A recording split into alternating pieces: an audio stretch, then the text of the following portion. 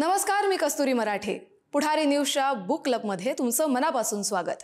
पुढारीचे chairman emirates आणि मुख्य संपादक पद्मश्री डॉक्टर प्रतापसिंह तथा बाळासाहेब जाधव हे 5 नोव्हेंबरला वयाची 80 वर्ष पूर्ण करतायत. त्यानिमित्त कोल्हापुरात विविध क्षेत्रातील मान्यवरांच्या उपस्थितीत भव्य असा सहस्रचंद्र दर्शन सोहळा होणार आहे. या सोहळ्यात त्यांनी आपल्या 5 तपांच्या पत्रकारितेचा लेखाजोगा मांडलेल्या सिंहायन या त्यांच्या आत्मचरित्राचं प्रकाशनही होणार आहे. हे फक्त एका संपादकाचा आत्मचरित्र नाही, तर तो महाराष्ट्राच्या इतिहासाचा एक मौल्यवान दस्तावेजही आहे.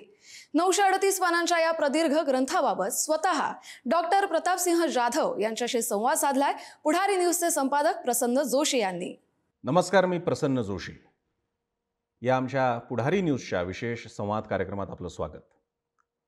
वर्तमानपत्र हा इतिहासाचा कच्चा आराखडा असतो, कच्ची नोंद असते असं म्हणतात. तसं जर का असेल तर 50 वर्षाहून अधिक काळ जेव्हा एखादं वर्तमानपत्र असतं, 5-6 जवळपास संपूर्ण शतकाचा पट ज्या वर्तमानपत्राला लाभलेला असतो, त्यावेळी ते वर्तमानपत्र फक्त इतिहासाचा कच्चा आराखडा न राहता ती स्वतःमध्ये एक बखर बनते इतिहासाची. आणि मग जेव्हा अशा इतिहासाचा बखरकार जर का त्या वृत्तपत्राचा मालकही असेल, तर ती व्यक्ती स्वतः इतिहासकार असते, बखरकार असते आणि ती पत्रकार न राहता जनसामान्यांच्या इतिहासाची आलेखक ठरते.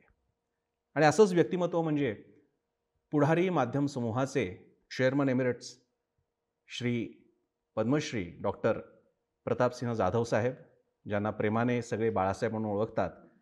त्यांच्या 80 वर्ष पूर्ण होत असतानाच्या निमित्तानं हा आमचा विशेष संवाद कार्यक्रम आहे. मी बाळासाहेबांचं आता पुढारी न्यूजमध्येच कसं स्वागत करू, पण तरीसुद्धा औपचारिकरित्या म्हणून बाळासाहेब मी आपलं स्वागत करतो. नमस्कार.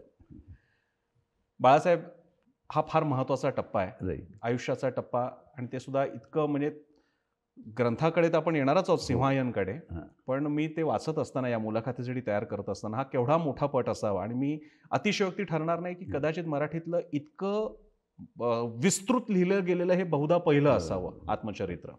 माझा पहिला प्रश्न या बाबतीत असा आहे की तुम्ही एका ठिकाणी लिहिलेलं आहे, तुमची प्रस्तावनेमध्येच लिहिलेलं आहे की एवढी पत्रकारिता केली, एवढी आव्हानं झेलली, पण स्वतःबद्दल लिहिण्याची वेळ आल्यानंतर मात्र जरा थोडंसं बावचळल्यासारखं झालं. तर माझा खरंच तुम्हाला प्रश्न आहे, मी जसं मगाशी म्हणालो की इतिहासाचं एवढं लिहित असताना आणि समाजाला आरसा दाखवत असताना, मीडिया हा समाजाचा आरसा असतो वर्तमानपत्र, पण आता स्वतःमध्ये झाकायचं आहे, आता प्रतिबिंब नाही बघायचं आहे तर स्वतःमध्ये झाकायचं आहे. तर हे कसं ठरलं स्वतःबद्दल लिहिणं? काय झालं की मला म्हणजे वयाची 50 वर्ष झाली, 61 झाली, 75वी झाली, त्यावेळेला देखील मी शक्यतो करून माझा वाढदिवस टाळला. पण 75वीच्या वेळेला ज्यावेळेला मोदीजींचा पंतप्रधान फोन आला आणि त्यांनी मला सांगितलं, जाधवजी आपका बर्थडे कहाँ सेलिब्रेट करना है? तो मैं म्हटलं, मोदी जी अभी तो ये कोविड है. तो म्हटले, कोविड है तो क्या हुआ, आप दिल्ली आइए, PM हाउस में करेंगे. मग मी त्यांना सांगितलं की मोदी जी मैं अभी आत्मचरित्र लिखना चाहता हूँ, वो ख़त्म हो जाने की बात करेंगे. त्यामुळं मग त्यावेळेला तो काय म्हणजे माझा वाढदिवस कधी सार्वजनिकरित्या साजरा मी केलेला नाही. पुढारीचा 1 जानेवारीचा वर्धापन दिन हाच जणू काही आपला वाढदिवस आहे असा मी साजरा करत आलो. त्यामुळं मोदीजींना सांगितल्यानंतर मग मला असं वाटलं की आपण आत्मचरित्र लिहायला हवं. मला काही सांगायचं आहे असं मला ज्यावेळेला वाटलं, त्यावेळेला मला असं वाटलं की मी एवढा म्हणजे 1962 पासूनचा सगळा इतिहास माझ्या नजरेआड होत होता. त्याचा मी सगळा साक्षीदार होतो. तर मला असं वाटलं की आपलं हे आत्मचरित्र फक्त वैयक्तिक फॅमिलीचं न होता संपूर्ण राजकीय सामाजिक घडामोडीचा हा लेखाजोखा व्हावा या दृष्टीने मी लिहायचं ठरवलं.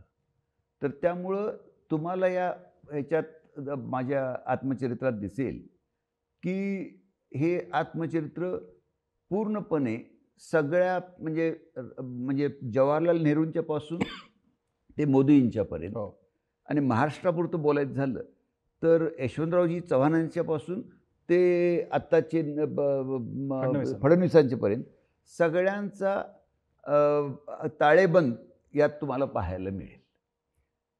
पण म्हणजे माझा ह्याच्यातला लेखन प्रक्रियेतला प्रश्न आहे तुम्हाला, हो, की इतरांवरती प्रसंगी कौतुकाचे हार वाहणारे आणि प्रहारही करणारे हो, बाळासाहेब हो, जेव्हा हो. स्वतःबद्दल आता लिहायचं आहे, हो, स्वतःच्या चुकाही कबूल करायच्या आहेत, हो, जिथे कर्तृत्व गाजवलं त्याची नोंद करायची आहे. पण हो. आपण मराठी माणूस स्वतःबद्दल चांगलं म्हणायला थोडे नाही, कचरतो. हो.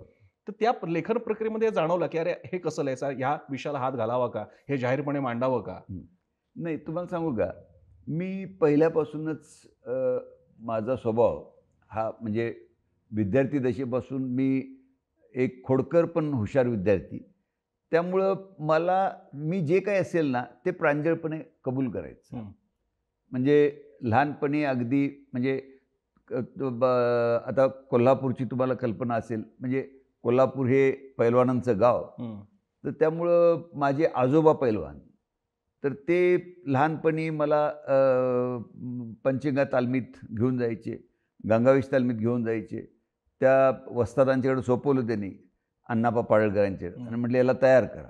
त्यामुळं आम्ही लहानपणापासून कुस्त्या, त्यानंतर कुस्त्या झाल्या की पंचगंगेला पोहायला जायचं, परत गंगावेशला यायचं आणि दूध प्यायचं. तर त्यामुळं आम्हाला ते एक आमच्या वळणात असं पडलं होतं की कुठली गोष्ट केली तर ती सांगायची.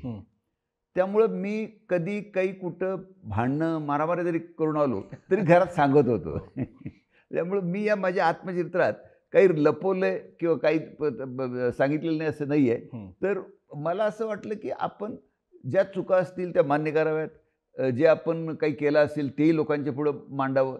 तर त्यामुळं मी निर्णय घेतला की आत्मचरित्र लिहिण्याचा निर्णय घेतला. पुढे जाण्यापूर्वी प्रेक्षकांना हे सांगायला हवं की हा ग्रंथ जेव्हा मी वाचला मुलाखतीच्या अनुषंगाने सुद्धा आणि एक आवड म्हणून सुद्धा, कारण मी जसं म्हणालो तसं की कोणतेही आत्मचरित्र ते समकालीन इतिहासाचा एक दस्तावेज असतं, पण जेव्हा ते आत्मचरित्र एखाद्या पत्रकाराचं, संपादक मालकाचं असतं त्यावेळी ती बखरच बनते. बरोबर. आणि अशी बखर तुम्हाला गेल्या जवळपास 500 वर्षाची बघायला मिळेल, ज्याच्यामध्ये बाळासाहेबांनी त्यांच्या आधीचा काळ म्हणजे आबांचा काळ, त्यांच्या वडिलांचा काळ आणि त्यानंतर म्हणजे त्यांचा म्हणजे बाळासाहेब जाधवांचा काळ आणि संयुक्त महाराष्ट्राचा काळ एकच आहे. बरोबर. त्यामुळे तुम्हाला तोही बघायला मिळतो, त्यामुळे तो राजकीय दस्तावेज सुद्धा आहे. ही संपूर्ण मुलाखत 5 नोव्हेंबरला आपल्याला पुढारी न्यूजवर पाहायला मिळेल.